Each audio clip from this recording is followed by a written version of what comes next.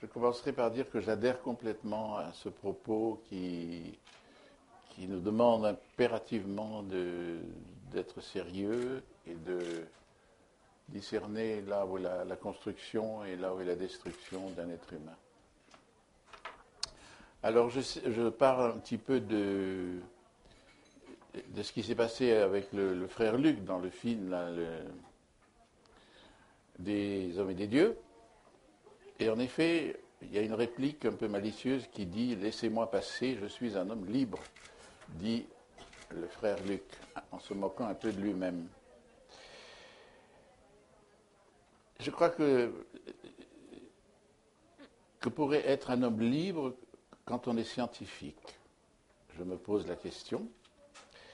Il ne pense pas que revendiquer cette liberté de la science telle qu'elle est présentée dans la société actuelle réponde à cet idéal.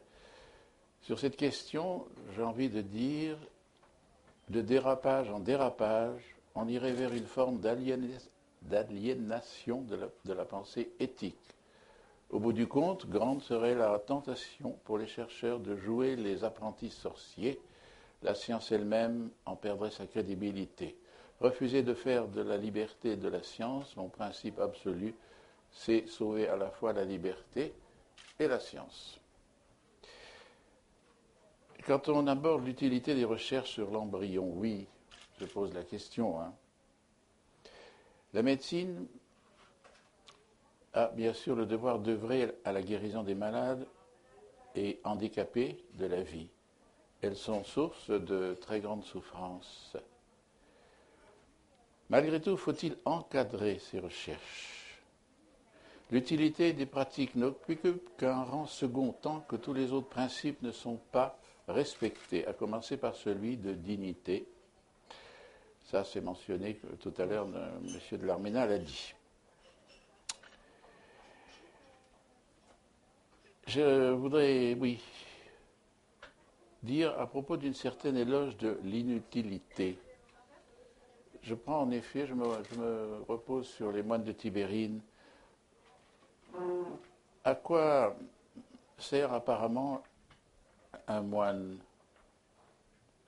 Qu'est-ce qui est plus inutile qu'un moine? Et pourtant, cette inutilité est un révélateur du sens profond de l'humain.